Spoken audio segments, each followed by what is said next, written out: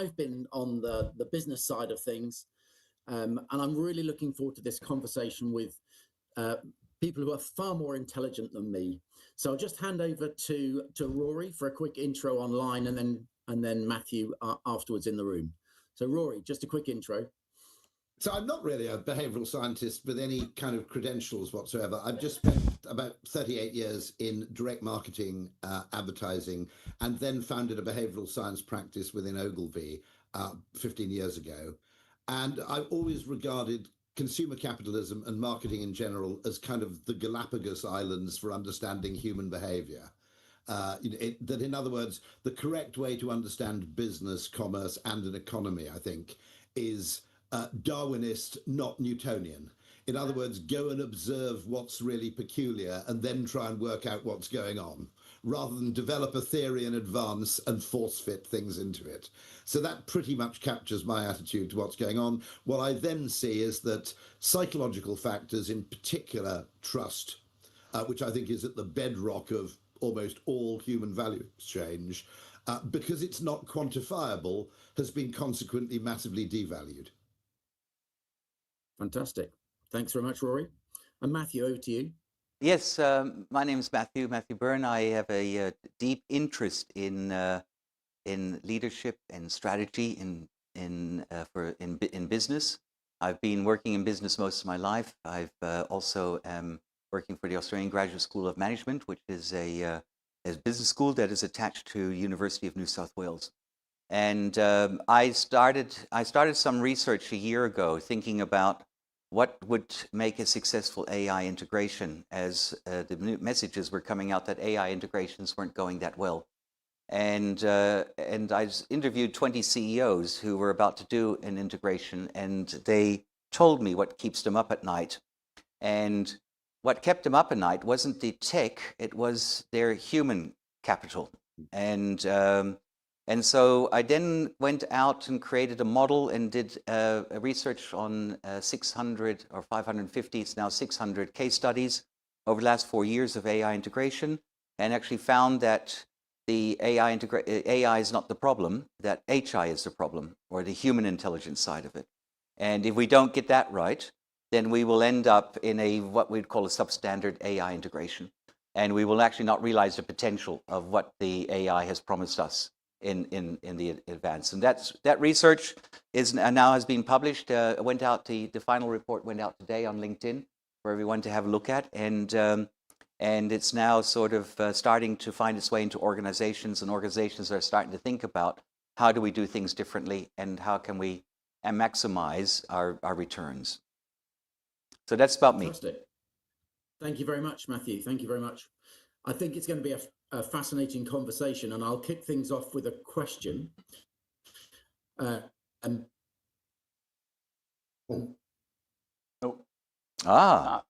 Air conditioning took the router out. Yes. Firstly, You're back, I think. Oh, no sound. So, David, we lost you there. Can you repeat the question for us, please? You believe that small smart TV are more than the big $1 million transformation? Can you hear me now? Yes. Can you hear me now? That's amazing. Technology fails us at the final moment. I can hear that.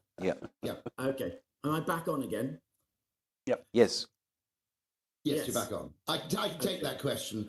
It's the idea that, by the way, this is only part of the solution. But just as it's sometimes said that management is a series of symbolic acts, I think that one of the things that we misunderstand in human psychology is that it's both for good and ill, it's subject to significant butterfly effects, that very small symbolic gestures can achieve remarkable results by effectively changing the entire frame or climate within which judgment takes place or transactions occur. And so one of the problems I notice in business is that symbolic acts generally play very well with, for example, the consumer or indeed the employee. They don't play very well with the finance function because they tend to look superfluous. And so one of the things is that we largely generate meaning by through what we do that we don't have to do. And I have an argument which is in communication, in behavior, optimized for surprise, because the things that people weren't expecting carry a lot more emotional freight than the things that were previously negotiated and expected. And I'll tell a very quick story about this, which is quite funny. During COVID, I was invited onto a Zoom call. And when I arrived on this Zoom call, I was about the only person on the Zoom call who didn't have a Nobel Prize in economics, because some former student at the University of Chicago was now running a farmer's market in Austin, Texas. And he wanted to ask expert economists what you do with the last vegetable in the tray. Because people tend to look at the last cucumber or the last zucchini or whatever it may be, and they think that's the one that none of the other customers want, so it becomes devalued. And two of the economists said, drop the price, which is the standard economic answer. And I said, don't drop the price, because if there's anything I know about farmers' markets, they're nothing to do with price. You pay a premium for buying direct from the manufacturer. They're street theatre with retail attached. It's not really about the price. And my suggestion was, once there's only one pumpkin left in the tray, hide it in your van, wait for one of your best customers to come along, reveal it and say, I've been saving this for you, and give it to them. And my argument is that an investment in a relationship is more valuable in the longer term than one incremental sale of a discounted pumpkin. Now, I can't say who was right or wrong, except for the glorious fact that Daniel Kahneman agreed with me. But those things, I always argue there are two kinds of capitalism. There's transactional capitalism and there's relational capitalism. And that the most great businesses start effectively with a relational idea, with a psychological idea, sometimes just on the basis of a tiny psychological insight that everybody else has overlooked. What tends to happen as they become larger is the need for the appearance of neatness and quantification forces them to become more and more transactional. And the end state of that is what I call Soviet-style capitalism, where it's notionally capitalism, but it's more interested in actually meeting performance targets than it is in generating lasting, enduring value. Look, Rory. Matthew, I was going to ask you actually, do our audience need to pick one of these, or can they do both? Look, I think when you think about, what Rory just said about, that most organizations start off with a relational principle, and then in order to become efficient, they become transactional. We have spent the last 200 years in large organizations developing and training our people to become masters at transactional working. And that is also how we generate trust. We generate trust through the transactions we have with the people, and if they become trustworthy or not. And so we might look at your dependability, and are you a person that comes to work and is dependable? I can depend on you to get the job done. And if you do that well, I build trust in you. I may also think about your judgment. Can I trust you to make a good decision? And so you make 10 good decisions. And so now I trust your decision making. And so in organizations for many years, we've built trust through that transactional trust way of doing it. But the reality is, and I think this is not news to anyone online or here in the audience, is that this AI transformation is going to be over in 18 months. And the way we're at the rate of adoption and the rate of acceleration that we're going on now, we may not have 18 months to build trust in organizations in order to be able to get the best possible outcomes of our AI integration. And so we now need to think about how else can we build trust. And one of the things that if you look into trust teaches us there's an other side of trust. The other side of trust that we tend to use really well when we are in our relationships, and that's what we call relationship trust. And the key ingredient of relationship trust is what we call intimacy, or as I try to rename it, is into-me-see, right? And to allow you just a moment to see the real me, and build a connection through that and encourage you for me to see the real you, and for us to build a connection. And we then find points of mutuality quite quickly. and we find a deeper understanding in these little threads of mutuality that start flowing between us, then the slide becomes string. But if we tug on that, the string will break.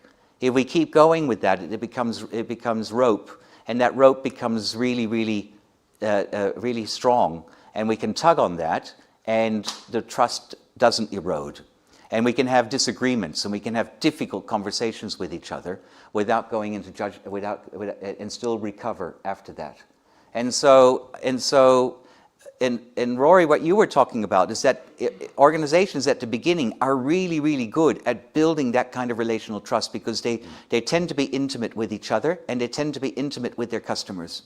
And the customers have gone on a journey with them, like here with Meet Magic, right? There's an intimacy that exists between the Meet Magic members and the Meet Magic team that have come together. And then eventually what happens is, you get bought, LinkedIn buys you out for $25 billion and creates a big platform over the top of it, and then it becomes transactional. And now they want to get the efficiency by putting AI over the top of it, and now the trust is no longer there. The big issue we have, what CEOs are seeing now, is that we don't have enough trust in our systems in order to be able to implement AI and have an honest conversation with our people saying, I want your job to be here at the end of it, but I just don't know at this stage if it will be. But what I can tell you right now is that I will do everything I possibly can in order to help reinvent yourself so that you can generate value and be a valuable contributor to this organization, because you matter. You matter to me, you matter to this organization. And those are like what I would call the symbolic acts that we need right now in order to be able to re-engage our people on this difficult journey that is ahead of us. It's fantastic. Fantastic. Yeah, thank you very much. So actually that brings me to another question. Are we living in a trust recession? And is AI accelerating a trust recession? Rory. I'll answer that in two ways. There is a massive problem in that for about 150 years, it was implicitly understood. It was a kind of unwritten, unspoken, but mutually understood assumption that if your employer did well financially, you do okay. I'm not saying that the interests were perfectly aligned or that the rewards would be distributed proportionately. But there was a basic assumption that if your company did well, you were all in the same boat, and consequently, if your company did well, at the very least, you probably wouldn't lose your job. Okay. There's a social contract. There was an implicit social contract which was just understood. And I think the early adoption of technology, robotics, etc., in manufacturing, or indeed offshoring, challenged that fundamental assumption. The whole business of outsourcing and globalization challenged that assumption in terms of manufacturing work. And now we have effectively AI challenging that assumption completely in terms of what you might call the knowledge economy. And so you have a bunch of people working for you who are no longer confident that their interests are in any way aligned with the interests of their employer. And in many cases, the messages the employer is sending to the media by dint of speaking to their investor community is one that says, we have fantastic potential effectively to get rid of a lot of people. I also worry about this because in publicly held companies, which are much more transactional than family companies or founder-led companies, the general way in which AI will be adopted for purposes of convenience, but also to spin a narrative to the city, as it were, is one of cost saving. I think in family-owned companies, I think in founder-led companies, in certain companies, the idea is perhaps we can do more with the same, which is broadly speaking an optimistic message for the employees. I think when AI companies, when the bill comes due to AI companies and they need to make money fast, the most convenient sale to any of their corporate customers will be one of cost saving, not one of opportunity exploration. And so I'm not necessarily threatened by AI. I'm threatened by the structural framework that will get to adopt it. I also notice, if I may be very cynical, that logically, the first people you should be downsizing are people in administrative functions, not your core employees who do I mean, your core employees do the thing which is the reason why your business exists. Okay. And then there are all these other, largely parasitic entities, the four horsemen of the bureaucratic apocalypse, compliance, HR, finance, procurement. Okay. They should be downsized first, okay? But they're the people who decide who gets downsized in many cases. So I'm not entirely comfortable that we won't end up effectively ending up with enormous bureaucracies where the core function of the business gets automated when it should be the other way around. Yeah. And I love that. I've never heard that. Four horsemen of the AI apocalypse. A new phrase there. And so to you, Matthew, similar question really. What can leaders do to bridge this trust gap? So I think Rory hit on a real important concept here, right? And the concept is common interest versus self-interest. And often in culturally in organizations, we try to align our employees and our resources and everything we do to this concept around common interest. For common interest to exist, there has to be a high level of trust within the organization. Because if trust is eroded, I will step back from common interest into self-interest again. And so we struggle in organizations these days in order to find that common interest because we are at a record low of trust in the world. You just have to, if you ask the Liberal Party in Australia at the moment, they have no idea. They're looking for what happened to their trust with their voters. If you go to the Democrat Party in the U.S., they're wondering what happened to their trust within their people. If you go to the Labour Party at the moment or the Tory Party in the UK, they've lost trust with their people, and these people are now moving into different blocks in order to find alternative solutions to the problems that the other people can't derive for them anymore. And so what's happened is in the trust area, what has happened is what Rory has described in the economic area, is that we have tried to become efficient by trying to be as like each other as possible.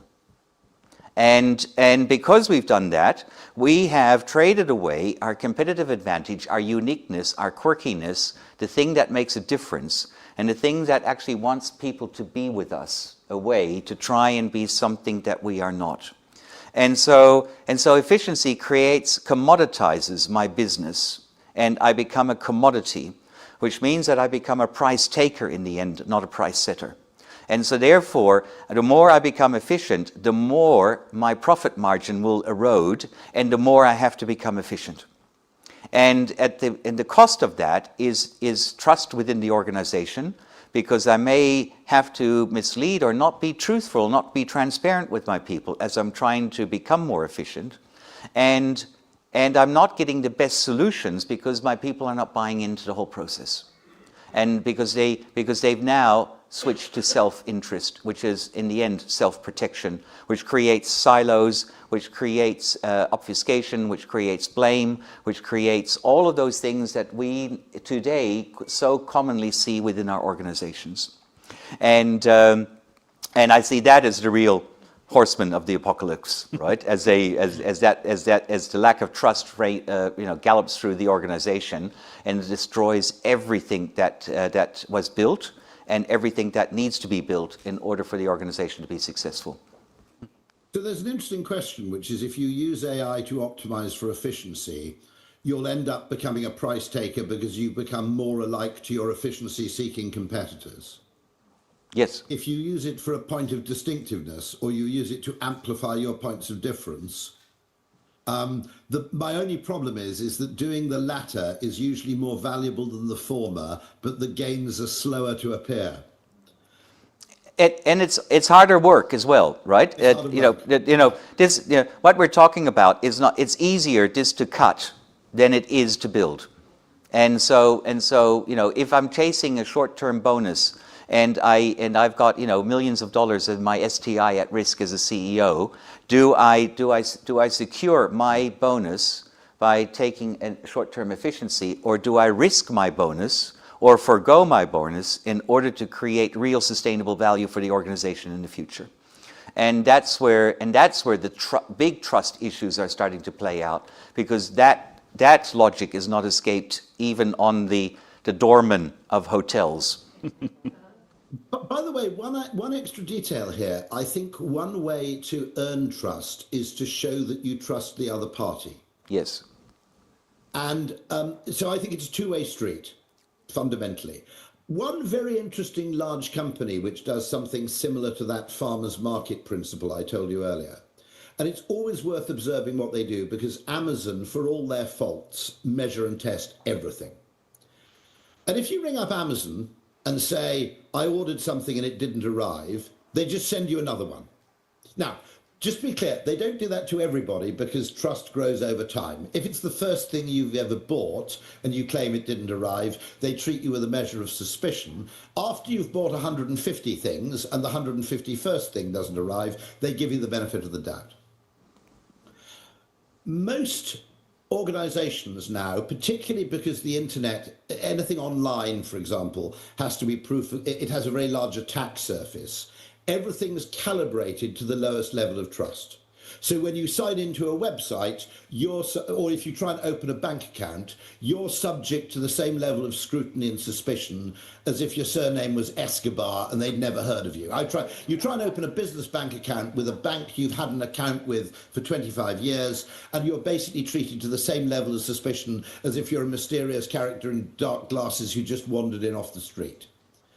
And so part of the reason trust is being eroded is that businesses are going, oh no, our customers aren't trusting us, but they're not manifesting trust either in the opposite direction. They're not giving anybody the benefit of the doubt. Every single transaction is maximally optimized for what you might call, for effectively being proof against the most dishonest actor.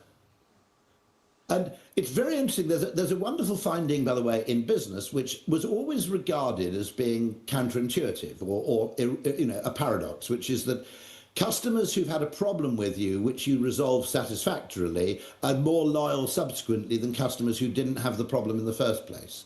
But seen through the lens of trust, of course, that's completely rational, because your reserves of goodwill have now been tested and not found wanting.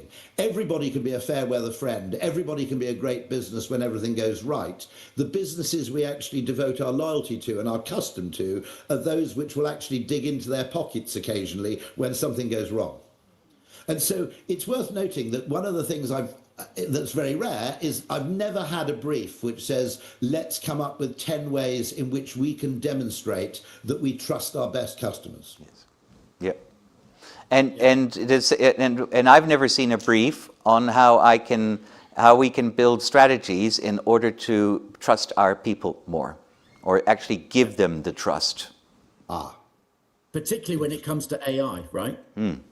Particularly with AI. I mean, how can leaders, how can the people in our audience today get their employees to trust them when their focus, when particularly the leader's focus, is around their bonus and profitability?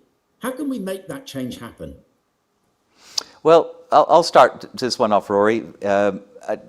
It requires a courageous act, and it requires a courageous act of our leaders to actually put the common interest ahead of their own interest, and to actually state that I'm putting something at risk for our shared benefit. And that what I need back from you is your commitment to us, that you will reward this commitment I've given to you with extraordinary work and staying connected to the problem until we solve it. The issue we're facing in these days is that the problems we are facing these days are far more complex than they were beforehand. So therefore, we don't have the answers. And we used to be leaders where we knew everything, and so therefore we could tell everyone what to do. And we could be that sort of leader from the front. Whereas now we're leading people and we don't actually know the answers ourselves. We actually have no idea what's coming next. And so we have to lean into this uncertainty, to this discomfort.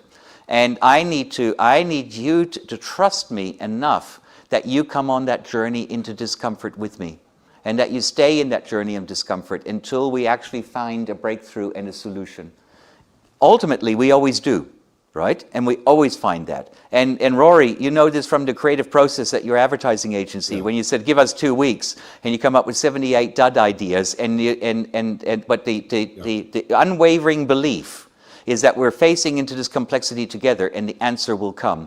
And then all of a sudden, the breakthrough idea emerges. And then all of a sudden, you can double down on that, and you can move forward with that.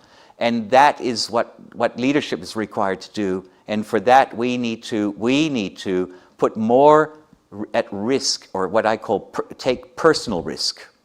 And being public about the risk that I'm taking for us, not just for me, not just for the organization, but for us.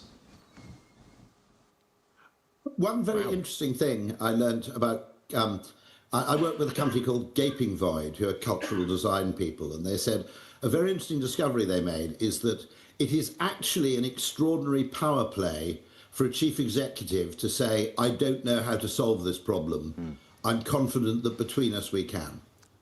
And actually, you gain enormous stature through the honest admission of weakness. What's interesting is that most CEOs find that almost unbelievably painful to make as a statement, because they're still in the mold where you have to pretend to know everything and know exactly what you're doing. And so admissions of uncertainty need to proliferate. Yes. Quite dramatically, I think. Yeah. And the issue here, very, very clearly, the issue here is that I make a big assumption that you need certainty from me, when what you actually need from me is humility right now. One analogy I'll use here, which I think works in Australia as well as the UK. I've never heard anybody get really, really angry about being done by an average speed camera. So we have, I imagine you have the same, you have fixed speed cameras, which are, if you go at 62 kilometers an hour past a 50 kilometer an hour speed camera, you are fined. That's it. Then you have average speed cameras, which leave you with the freedom to use discretionary judgment along the way. You could break the speed limit briefly to overtake a huge truck, for example, okay, provided you meet the overall wider criteria. But they leave room for discretionary judgment in a way that a fixed speed camera doesn't. I think what's happened is that because tech has allowed us to measure a lot of stupid little things, what we've done is we've imposed a lot of fixed speed cameras on business behavior rather than average speed cameras. And I think there's a great phrase, which, by the way, was meant as a criticism, not as an encouragement: what gets measured gets managed. And I think there's a problem that what gets micro-measured gets micromanaged. And actually allowing teams the autonomy. A guy who died recently, a Nobel Prize winner for economics, argued that the reason capitalism works is that as you go down an organization, there are all these people who have the autonomy to use ingenuity to solve the problem through their understanding of the specific context, which you don't have in a top-down control economy. And to some extent, our need to measure everything and to quantify everything and then to impose targets on small things is actually destroying that magical feature of free market capitalism. Yeah, fantastic. And I mean, so it sounds very simple, right? Both Matthew and Roy, it sounds simple that to gain trust, leaders just need to be honest. Is that right? Is that what you're saying? Helps a hell of a lot. It helps a hell of a lot. Actually, yes? But actually, many leaders are just staying silent. And that silence in itself is damaging trust. So what small things can leaders say and do to build this trust? I'm sorry. I should have done better. I failed you. And I'm here to spend a bit of time with you, to listen to you and to learn from you, and for you to help me in order to solve this problem. Wow. So I'd love to hear from the audience. In the Q&A coming up in about 5 minutes, I'd love to hear some feedback from the audience on whether they feel comfortable doing that, because it is a massive leap, but I think given the, I think as you've both said, the pace of change is so crazy with AI. I don't think anybody can say anything different. But keeping silent scares people. Well, I think that's the problem. the thing that I'm working on a paper with Stefano, who's in the audience right at the moment in the back there, right, and on AI amplifying your culture, and we believe that if you don't say it, AI will say it for you, right? So either your staff are going to hear it from you, or the staff are going to hear it through the AI that what is being done, and I think it is better for me politically if they hear it from me than rather through AI. Because AI is just going to amplify the fact that it's not working. And if I'm trying to protect a bad decision I made by putting a piece of tech into the thing that doesn't work, and I fire everybody who complains about it, and everybody has learned to live with this tech even though it doesn't work, and we just don't talk about it because Matthew gets really, really upset about it, AI is going to point that out very quickly that this is not working, it needs to be changed. And who was the dummy that actually insisted on doing that? And why have you been running this for the last 3 years knowing it doesn't work? Yeah. There's also a self-aggrandizing narrative, which obviously appeals to managers, which is that most significant innovation starts at the top and is intentional. If you look at the history of science, most significant innovation emerges at the bottom, okay, and is an act of inspired observation by someone on the ground, which then translates upwards. And that's penicillin, that's Viagra, you know, it's, I mean, the Wall's Viennetta ice cream. It was not, no one had the idea of producing scrolling ice cream. It was actually a faulty extruding machine which produced the effect by accident, and someone noticed that it looked really cool. And actually, you need your corporate AI strategy to be just as receptive. This was why I think outsourcing manufacturing to China was such a catastrophe, because it meant that all the innovations that happened in the act of making and doing got stuck overseas. They never made their way back to you. And because there's this lovely narrative that we design the product, someone else makes them, that reverse process, which is effectively happenstance discoveries actually translating upwards, you know, a very large amount of your innovation might be driven by your suppliers, for example. And the fact that the narrative of top-down command and control doesn't like that story often means that it closes itself off to it. And in science, it's considered to be 90% of significant discoveries happen backwards. Yeah, but you know, Rory, that control is just an illusionary concept we tell ourselves so that we don't have to suck our thumbs and rock ourselves to sleep at night, right? And we know that control doesn't actually exist, right? We think it exists, we want it to exist, we want to be in control of something, but we actually never are, right? I think a great Sir Martin Sorrell quote, which was, a lot of value is destroyed in the pursuit of organizational neatness. Yes. Yeah, scary. And AI is the ultimate in organizational neatness. So does that mean it's going to destroy value? Not necessarily, actually. It depends how you use it. Yeah. Genuinely. It can be, if you use it badly, what you're doing is optimizing for average. It's also worth noting that all data sets come from the past, not from the future. So it will need humans to effectively de-bias it, actually. And also de-bias it against being ludicrously deferential. Wonderful idea, Rory. I see you spotted. And actually, I need to train it just as much to actually go, you haven't thought about the opposite problem. And I think that's a really good point, because there are 4 things we need to become better at. If we become better at these, then AI becomes a fascinating, productive tool that allows us to do so much more than we've ever have done before. And that the first one is context. We need to be able to understand the context in which we operate, in which society operates. We need to understand the circumstance. In what circumstance do we wish to act at this moment in order to make a difference? And then it's social logic, about what is the actual logic that it is the logic of our society and our cultures that actually dictate the way that we move. And then we can use that to unleash creativity. We've been training, and I come from a university, and this is my fault, right? I admit, I'm sorry, right? We've been training your children, and we've been developing your children to become more machine-like, and to follow process, and to be job ready. And we don't teach them how to think anymore. We don't teach them how to dream anymore. We don't teach them how to engage in philosophy and imagine that none of us are real and we're only the figment of each other's imaginations. And we don't go through those exercises in order to be able to understand what does humanity mean to us, and what is context and circumstance that I need to act in. Often when I ask people to say, why are you doing this process? And so what is the context in which this process actually helps us do our work?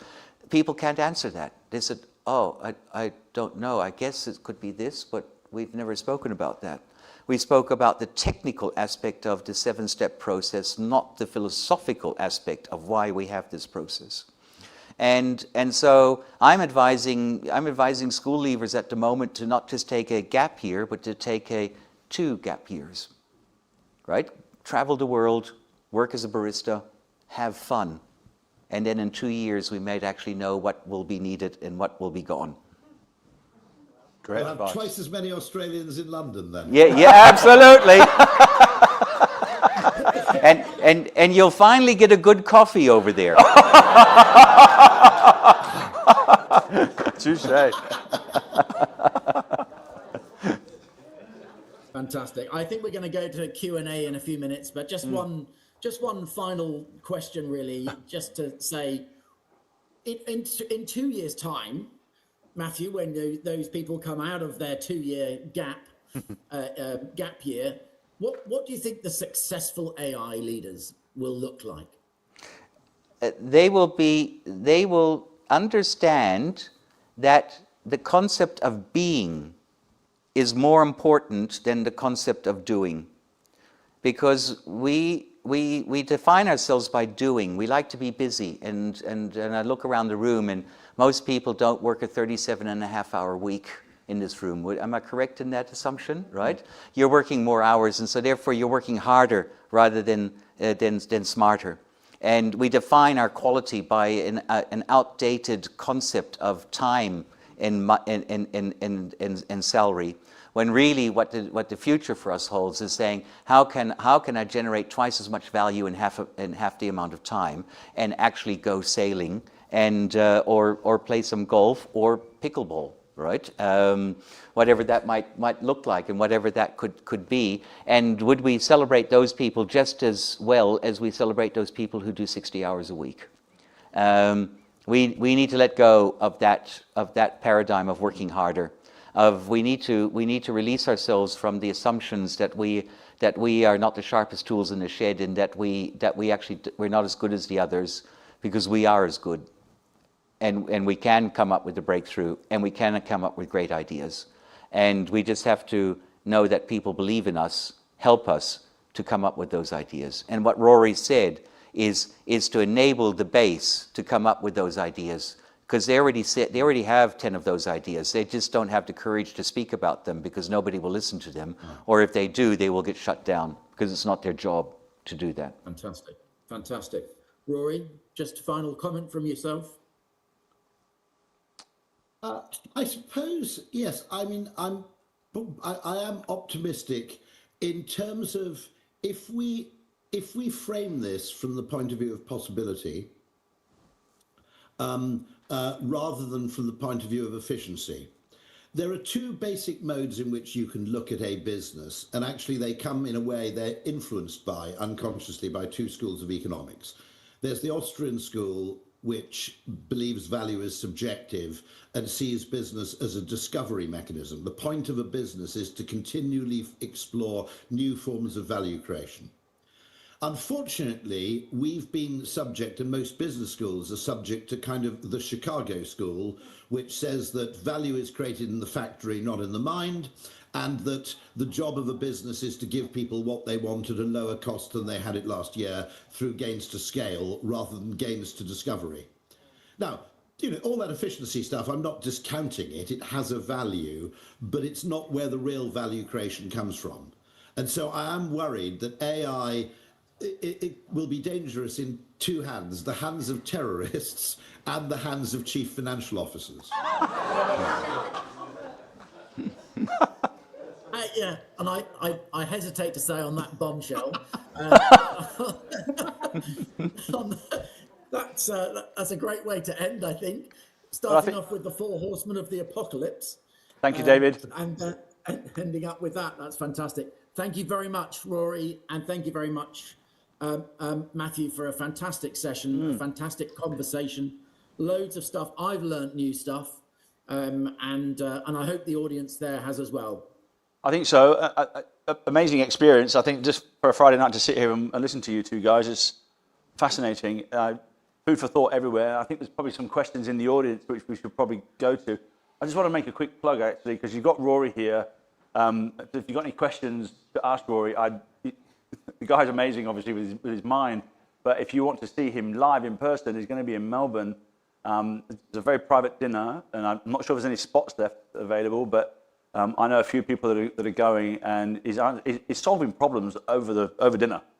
So if you're fascinated by what Rory talks about and you want to go and sit with him in public live, I think it's 30 people only, Rory, is that right? I think so, yeah. We could probably squeeze in another couple of chairs. But just if you're interested, let me know and I'll connect you with all of that. And do we have a mic for any questions? Is there anybody that's got any questions in the room or online maybe? Oh, we can grab a quick mic. Oh, I think we've got one. Oh. Maybe good to announce who you are, Lavinia. Maybe good to say my name's Lavinia, so we know who you are. Wait. Oh. Thank you. And first, thank you. It's absolutely... Nope. That was human help, not AI help, but very much appreciated. And the conversation, brilliant. Absolutely timely. At my company, the company I work for, we had a Claude Day today, so specifically for go and experiment, and it's fascinating, also scary. Now, I would like to touch upon, 2 questions. First, Rory, can I get a seat at that dinner for, not for me, for my CFO? And secondly, you both touched on the potential plays of AI, be it either efficiency or increased value. Now, I wonder if it's an or actually do we need an and? Because the genie is out of the bottle. Yes. We like it or not, certain things will disappear or will be replaced by AI. And there are services that are, let's say, compliance-driven, that people would go and just opt for the cheapest service that exists. And I find, as a company, do we actually have a choice of not pursuing that efficiency pathway, where knowing if we don't, our competitors will? So give it a year or 2, we'll be out of business. I do have a quote from Jules Goddard, who's a professor at London Business School, who once said that strategy is the art of staying one step ahead of the need to be efficient. Yes. Which I think is probably fair. That actually, there will always be, by the way, there are businesses whose strategy is complete cost leadership. And if you have some structural advantage in that area or you have a scale advantage, I completely understand it. It's also absolutely necessary to get the balance right between what is technically called explore and exploit. But I would argue that human activity, if exploit becomes more efficient, This. You may have heard me talk about this before. Bee behaviour.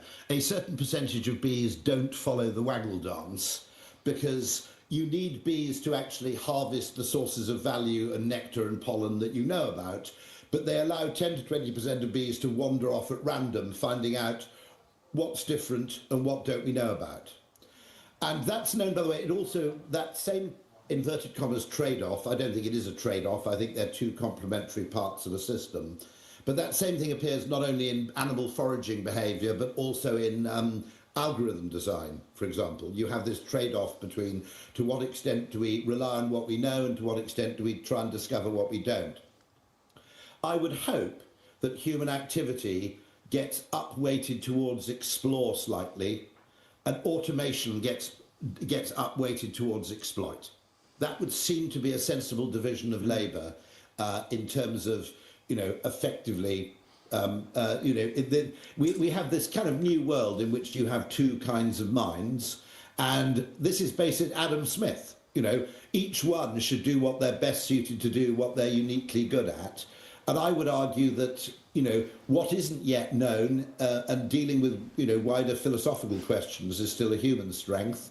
Execution might well be very much a silicon strength, not a carbon strength. Yeah. So getting the balance right is absolutely critical. Yeah. Can I just add my perspective? Strategy is important, and having a strategic goal to avoid becoming a commodity is vital. But culture eats strategy for breakfast. And if your culture cannot deal with either becoming more efficient or becoming more effective or becoming more living in possibility, then all of your strategies are going to be wasted anyway. The question I ask is I've tried all AI engines, right? All of those, and if you hear from a specific one, I've used all of them. They seem to be all very similar to me. And so therefore, if you're a Claude or a ChatGPT or an X or a Grok or any of those other things like that, we're all going to end up in the same place. So therefore, there's no advantage. And so the only thing that you have is that you have this moment of advantage because you went first. And so therefore you have 6 months before everybody else is caught up, where you've made more profits than anybody else has, and now you're back in the same situation. And the question is, what are you going to do then? How are you going to cut costs even further, right? And how are you going to be able to get Claude to reduce their tokens by 75% so that you can become even more efficient? Now, the question is rather, can you afford not to? Yes, I think the question is, can I afford not to? And the answer is you cannot. If you buy into the efficiency argument, your organization is lost in the long run. If you buy into the we're going to use this efficiency in order to drive new ideas and new concepts forward, you have a chance of taking an extraordinary chunk of the market. The one thing we cannot forget is that in 2062, the world population will be for the first time negative growth, which means that the thing we have relied on as lazy capitalists is population growth. And in 2062, population growth is going backwards, which means that every year after that, there'll be less humans who can buy our products, drive our Maseratis, fly with our airlines, and buy Rolex watches. Mm. And so if that happens, the only way you can actually stay in competition is by being better than the others, not by being the same as the others. By the way, the survival of the Swiss watch industry should provide a source of optimism for all of us. Yes. Most people who have a £10,000 Rolex set it by looking at their mobile phone. or by looking at a £20 Seiko quartz. So I don't know if that answers your question, but I think organizations have no choice but to innovate. Daminda. Yeah. Hi, Rory and Matthew. Thank you. It's a great presentation. I got two questions, one for Matthew, one for Rory. So Matthew, you talked about the human, the being, right? So we've been teaching leadership skills from business schools, courses. So are you saying that everything we learn need to unlearn and learn something new to restructure the whole leadership thing and what we're going to learn just being in the centralized point? Does that mean then obviously the whole learning, leadership learning capabilities need to revamp and shift and pivot? Yep. Yep. I'll answer that first. So I apologize for having been a bad leadership person for the last 20 years, because most of the stuff I taught is no longer relevant anymore. What I have learned is that the essence of good leadership today, and what we need to do, is to mobilize others into action towards a common goal. And so therefore, when we mobilize others towards a common goal, our active leadership is over, and we step back and we allow others to lead. And so how do I help people, how do I mobilize people into action? And the only way you really do that is by developing trust. And so when we are in a situation where we are in a low trust environment, it's really, really hard to mobilize people into action. The other concept that a leader really needs to understand is that that momentum is everything, and being right or wrong means absolutely nothing. And as long as I have momentum, and it might not be going right in the right direction, I can make those adjustments, I can fix that path. But if I stop because it's not perfect and I don't know the path, and I demobilize the organization, I create greater damage with that. And so as leaders, we're not trying to become technical experts or understanding what are the 7 principles of leadership anymore. What we're trying to understand is, how do I mobilize you into action? And how do I then make sure that the momentum that we have created does not get eroded? In the past, we've used leadership in order to execute strategy. And we have neglected culture because culture was just too hard for us to fix. And so we dealt with bad culture because we got the outcomes, we got the strategy, we made the money, we got the outcomes. Now we're no longer in that position where we can just lead strategy alone. We have to lead culture. And one of the things we've never done as leaders is being able to lead culture before. And so leading culture is slightly different than leading strategy. And I've got a couple of people here who've been on the general manager program that I run, where we really focus on how to lead culture rather than strategy. Strategy is still important, don't get me wrong. You have to have the vision, you have to have aspiration, but how we lead that is fundamentally changed.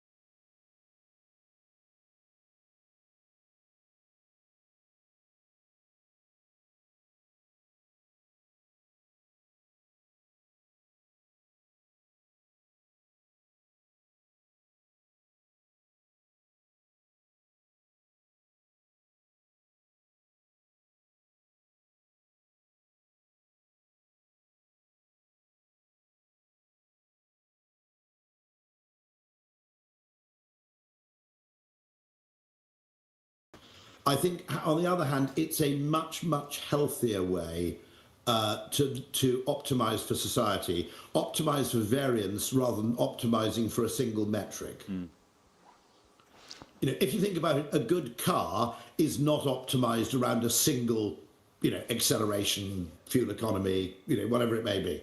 And actually that, it's very strange, but I think that's one of the most interesting books, because you realize there's this assumption about equality.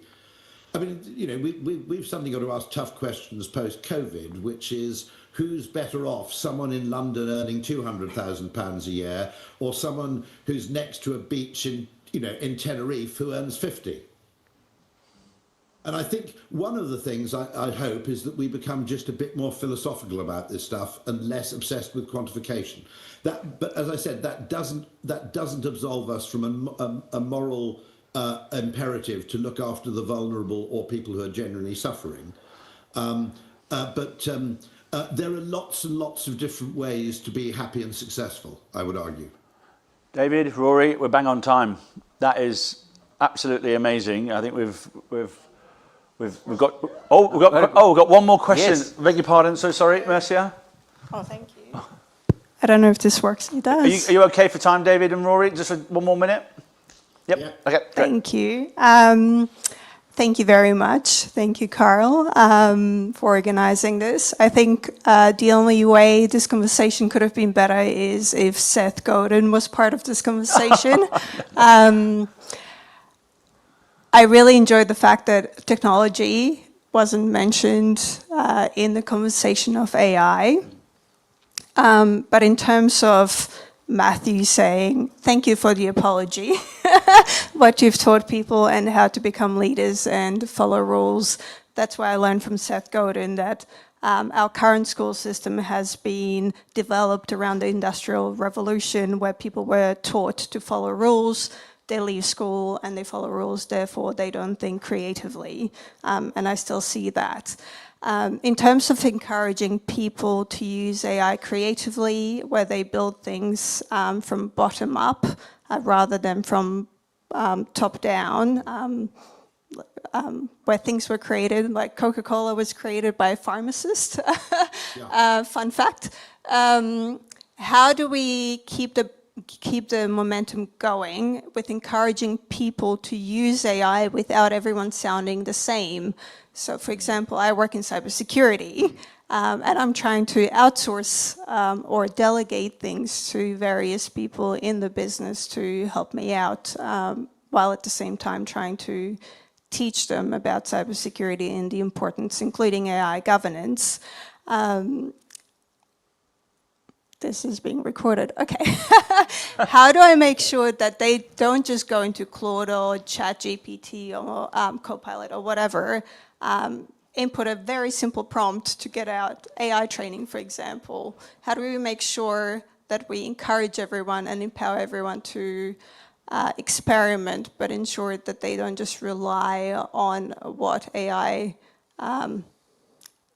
puts out or what the outcome is? I've got a perfect one-sentence answer to that, which actually plays into Seth Godin's point. At school, you're taught there's a single right answer. There isn't. Actually, in real life, you're not necessarily trying to be right. You're trying to be less wrong than your competitors. But the other thing you're taught in school, which I think is fatal, is that it's cheating to change the question. Now, obviously, a school examining system couldn't really work if someone said, I decided I didn't want to write about the English Civil War, so I decided to write about Greek city-states instead. Okay, that wouldn't work. However, in business, nearly everybody who's had a breakthrough in business, I don't just mean Steve Jobs or Elon, I mean literally, call center staff who have an interesting idea that improves their call center experience. Generally, it happens not by coming up with a better answer to the same question as everybody else, but by rewriting the question. How do you my argument is that everybody in Silicon Valley was asking, what can a computer do? And Steve Jobs asked, how does it feel while you're doing it? How do you encourage everyone to actually rewrite their questions or change their mind or that's the issue that I'm seeing, because even if you go onto LinkedIn, everyone sounds the same because everyone's inputting things and AI is talking to AI. So, I mean, this conversation has been brilliant, but not everyone thinks like everyone else does in this room. If you go to Canny.com/translate, there is a translation engine that translates what you say into LinkedIn language. And it translates, I've just been sentenced to jail for 2 years for fraud, into, I see this as a beginning of an exciting new opportunity, etc. Okay. No, you're absolutely right about this. And I think that's something that prizing curiosity and prizing what I think is, the greatest human gift in many ways is reframing things, not necessarily changing things, but getting people to look at the same thing in a different way. I think that becomes more and more important. And what we'll need, I think, is different, and I think more, how should I say, I think we'll need more localized and actually more local autonomy within businesses in order to really get the value from that. Because if you have simple top-down linear process, what you tend to do is you get to the same place as everybody else. It's very easy once you've got to the top of the mountain to see what the best route up is, but generally the best way to do it is to teleport yourself to the top of the mountain through imagination and then look downwards. And so I think and by the way, there's a whole debate about this, which is, do we actually need people with STEM degrees to the extent we thought? Do we actually need people with philosophy degrees? And the most peculiar things happened in Ogilvy, which is the most extraordinary practitioner in AI was a guy we hired who was rejected by the major consulting firms, David, because he didn't have an engineering degree, basically. He had a first in philosophy and theology from Oxford. And it strikes me that he's the guy, actually, with the educational background we really want. That the humanities may actually enjoy a bit of a resurgence. Yeah. So I will try to answer one sentence. And instead of telling them to keep the company safe, ask them for their help to keep the company safe. Company safe. Perfect. Yeah. So, Rory, David, absolute pleasure having you here. Thank you very much for spending your morning in the heat in London in no air conditioning with us. David, I wish you a pleasant journey back to the air conditioning in Dubai. I'll see you there in a couple of weeks. But Rory, absolutely thank you so much for spending some time with us. I can't thank you enough for all you do for us and your inspiration and your words and your wisdom. And I think the whole room here thinks this probably the same. So thank you. Thank you. Everyone.